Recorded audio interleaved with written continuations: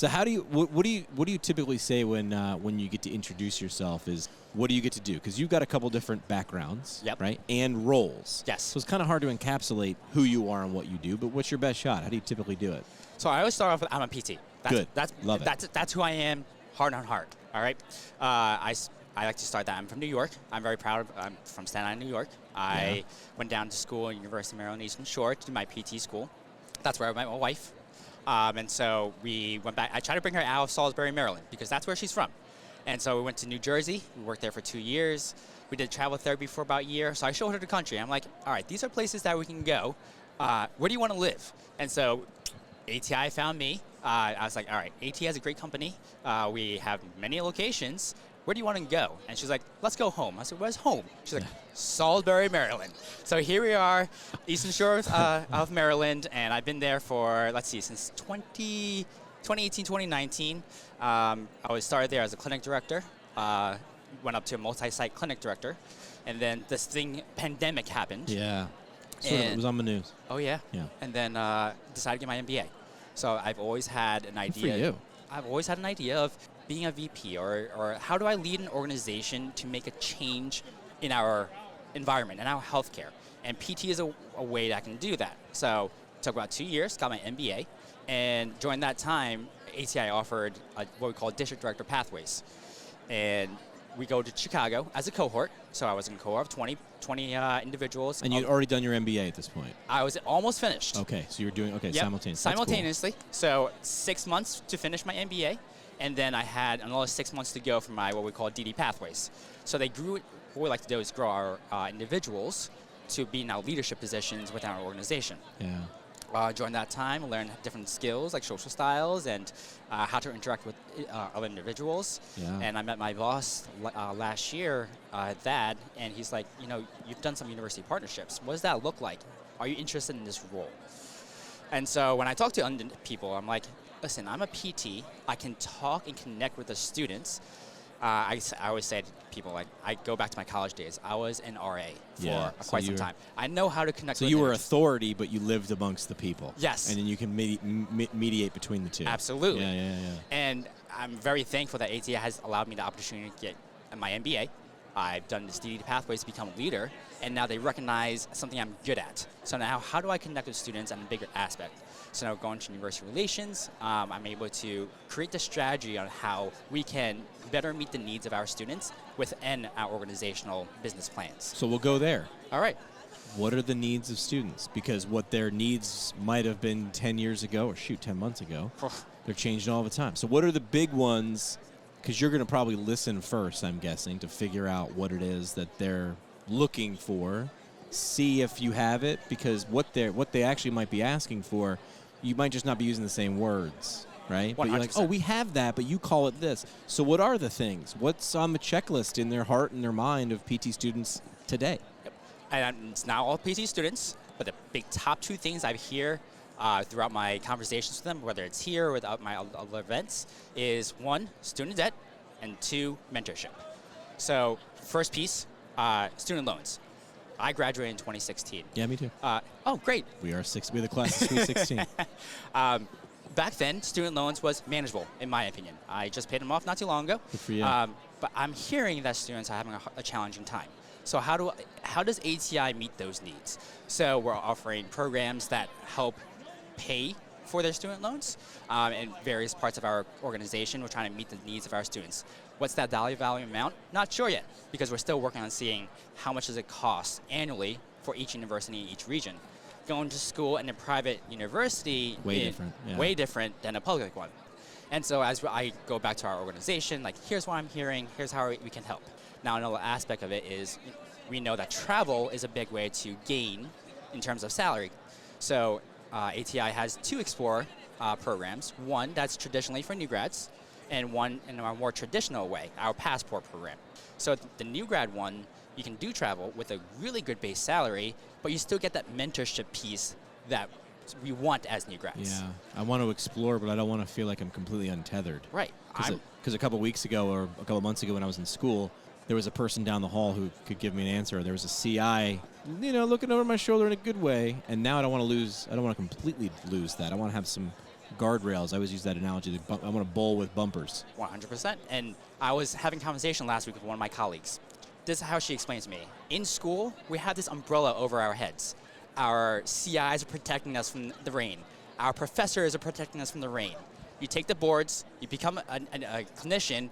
Umbrella closes. Umbrella is gone. So now how does ATI help you? We create this safety net, this program. Like, all right, I was a traveler once. I went to California, and on my first day there, I saw 26 patients. We're not doing that to our new grads. We're creating a program that you want to travel, you want to explore the nation, you want to get paid well, and so we're going to create this safety net. We're going to still teach you and mentor you as if you were one of our employees because you are, because you matter to us. Eventually, after this 2-year program, we want to make sure that you find a home with us because we want to develop that relationship. We're investing in you and your future. So you pay attention. Yeah, pay attention and listen. And right now, this is different for me because right now I'm talking a lot. Whereas when I'm talking to students, I'm listening. A lot of listen, yeah. Our senior vice president of operations, and I'm going to quote this really poorly. He always says, be a rabbit or a bunny. You got big ears, big eyes, and a little mouth. Yeah. Because you want to listen, you want to watch what they're doing, but you don't want to say too much. You don't want to lead them to the wrong direction. You want to listen to what they want. And so in my position as a director of university relations, I'm able to go back to my organization and say, hey, this is what I'm hearing from the field. How can we adapt to them? How can we meet their needs and still be able to produce what we need to produce as an organization? How have PT students changed? I mean, we graduated in 2016, which simultaneously feels like a long time ago and not that long ago. But have you seen any differences? Because you don't talk to one school.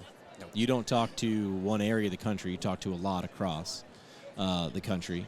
What are some things that feel different? Not just about what they're looking for, but, I mean, we hear all the time, especially the Academy on Education, just like teaching styles and learning styles are being adapted. That's got to be pretty exciting. The virtual space has changed us. There was no Zoom meeting, man. We didn't have that Absolutely in PT school, and that wasn't that long ago. No, absolutely not. And now we're in an aspect of I've done X amount of my education on a virtual space. Yeah. Now I'm going to bring it back in, and I'm going to be with individuals all day long. Yeah. So it's the important piece of like remembering, hey, the student might not have been 40 hours with somebody all day long. Now, how do we match that? How do we guide them to the right direction? Right. And so I think that's what the biggest piece that I didn't get as a student back in 2016, 2016. Like you said, we didn't have that virtual space. I was in a classroom. I sat with my books open. I wrote my notes.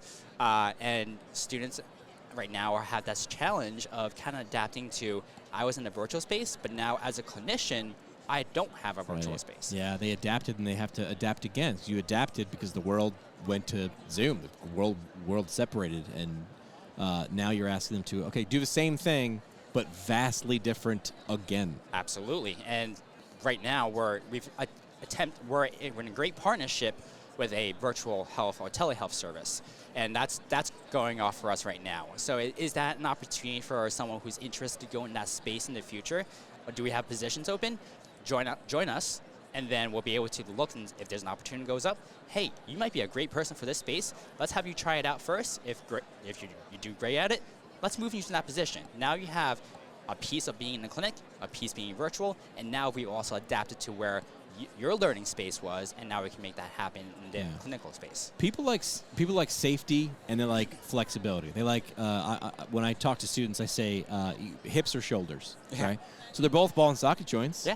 But one is super stable with some mobility, and the other is super mobile with a little bit of stability. Right? The hip being more stable. I think what intimidates, or what I hear from students intimidates, if I just sign up now, I'm just one person amongst thousands of clinicians, and I'm just going to move it across the assembly line. The only thing that changes is the number of years I've been there. Oh, yep.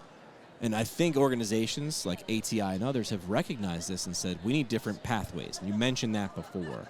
There are different ones. I've talked to a couple of your colleagues throughout this week. I don't think I've talked to 2 people who've done the same thing. Right. But they were PTs when they started, most of them, but they haven't done the same thing. So is it sort of it feels like choose your own adventure, right? With what fires you up, there's probably a thing for that. Absolutely. And I was funny you bring this up because I was talking to someone about a week or 2 ago. As PTs, we think that we're in one direction of helping our population of our patients, which is very important. And the pathways we talk about is what's your 5 to 10 year plan? If you know your 5 or 10 year plan, like, we can help you get there. Right. So for me, did I say I was going to come to HR when I came out? No, I didn't come to, but ATI has shown me that I can do 2 realms. Maybe one day, right now, I'm not treating, but 2 or 3 years from now, I could be treating again. I have that opportunity. Our CD Pathways teaches our clinicians how to be clinic directors. In the past, different organizations I've worked for has been like, you were my top performer, let's put you in a leader role. We make sure that you know how to lead people, because that's what we need, leading people to help others. And then we have getting from one clinic site to multi-sites. How do you balance your time between 2 or 3 different clinics to make sure that they still feel heard? Like, the fear of being one person in a large organization, I get that. Yeah. And so with these pathways, with our district directors, with my team, we're actually looking at each individual and saying, all right, you've created your goal and your path. And within our organization, which part of the program do you want to be a part of, so that we make sure that you get there? Because, we want to make sure our own lives are happy. I wake up every day, I'm happy to do what I'm doing. Yeah. It seems like it. You smile an awful lot, man. It comes across, so don't worry about that. People are getting it. But there's the thing I don't want to do is, we have talked to people who've done, and I call them weird stuff, right? Like, the stuff that you're doing is non-traditional. I call it weird. It's a little weird. Yep. That's fun. It is. People sort of like the edges. There's a down the middle path. If you want to treat patients and that's what your thing is, that's still there. I didn't want to not mention that. Oh, by the way, there is a straight clinical path, whatever that might mean for you. Right. So if I want to go back to the clinical world, that's what I'm going to do. One day I'll go back and say, hey, ATI, let's go back to the clinical world. They'll find a place for me. Let's go there. Yeah. I want to be a operator leader. I'll go in that path. If with our residencies program, I say I want to be an OCS or SCS, I'll go in our resident fellowship programs. We have so many different opportunities within our organization that I know that whichever makes me happy and get up every day to go to work, I can achieve that as long as I work for it. Yeah. What excites you the most about the profession? Not necessarily the student. You can't say the students. Okay. Everybody does that, and I get it. Students are so exciting. They're our future, right? That's off the board. What else excites you? What are the things that you're hearing around CSM, the profession, things that you notice that make you go, oh yeah, great things are around the corner for the profession? Technology. Yeah. 2016, 2017, we have technology was starting to boom. I think we're climbing that mountain, and more things are coming out. How do we save our own bodies? How do we help individuals? That makes it's an easy button. We're not trying so hard to find different things to achieve an outcome. For example, our EMR system. I can finish my notes in 2 minutes, whereas for other systems, it takes me 5-10 minutes. Yeah. So we built that. We understand, and we have the capabilities of improving our technology to make it easier to be a clinician. If I want to help, I can become a PT to help someone, and I want to spend time with them. We've adapted. We said, here's a system where you can do 2 minutes of your notes documentation, spend more time with the patients, because that's what you want and that's what the patients want. We thought we were so advanced in 2016, 2017. Oh, yes. Yes. I didn't feel slow. I didn't feel not connected. Then you get now and you look back and you're like, oh gosh, there wasn't this.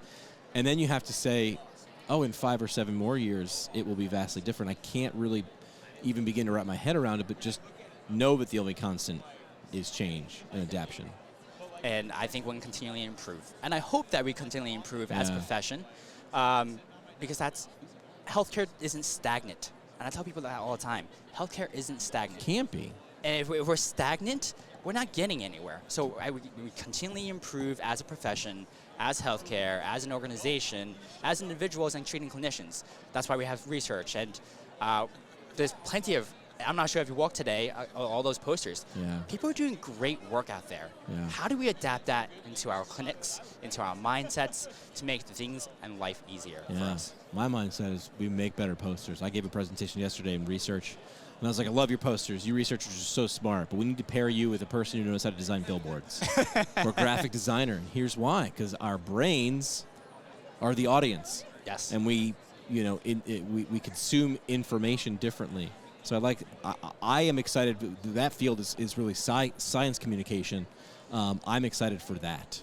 Yeah, and as we go back and look at our research, we get to go see if our students or our clinicians are interested in exploring different parts of our country, learning about the different research. How do we incorporate that? How does the Northeast do things that we do in the West Coast or in the Southeast? And part of that Explore program that I talked about previously helps us guide us there, like putting students or our clinicians in different parts of our areas, moving that mindset and treating to a different part. So for example, in our Explore launch, we had a 1 year, you go 1 year in one place, and then you're 6 months afterwards, we move you to a different location. Great aspect. You get a relocation bonus. We're covering your next license, but it also helps us as an organization how to bring that research to the Northeast, or how we bring it to Texas, and how to keep moving things along and make sure that every region is getting that spice that we look for when we came out as a new grad.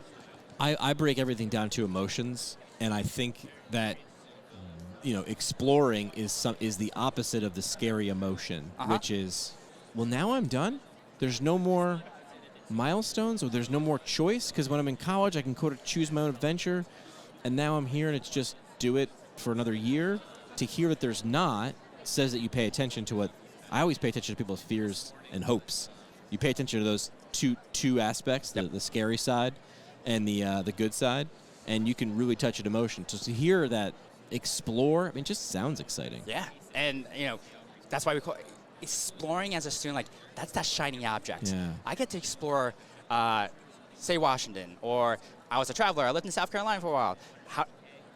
If I lived in Columbia, South Carolina, which I did, where I get to go to Charleston, I get to go to Atlanta, I get to go to North Carolina, all in that small aspect. And I'm exploring the nation, which a lot of students want, being able to explore the country, but also exploring themselves as a clinician. Yeah, you're going to learn different things. Yes, we all do the same thing, we just do it in slightly different ways, and the only way you can really experience it is do it there. Yeah. That's why you go to Europe, you don't just read about Europe. Yep. You got to kind of live there, you got to go visit. Absolutely, and we understand the challenges of moving from location to location, and that's why we have those relocation bonuses. We put in the spots that you want.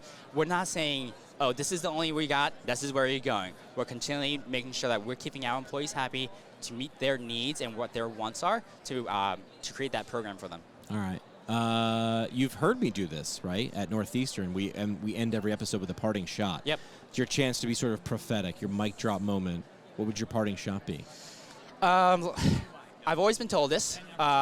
It's take care of the little things so the big things take care of themselves. Yeah. So, for example, as for me, I was a clinician and I took care of the little things. I got my MBA, I did my DD pathways, and now I'm in direct university relations, and I get to look at our Tufts University partnerships.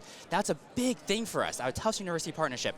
How do we take care of the little things within our organization to work with our university partners to get our students, our employees back into PT school, excite them about the profession, because the big thing will take care of itself. As a profession, if we get them to universities, we get them learning, even as students, how do we take care of ourselves to get to our final goal? My final goal, I told you, I got my MBA, I work for this organization. I want to be a VP level. Students, what do you want to do? How do you take care of the little things to be the big thing?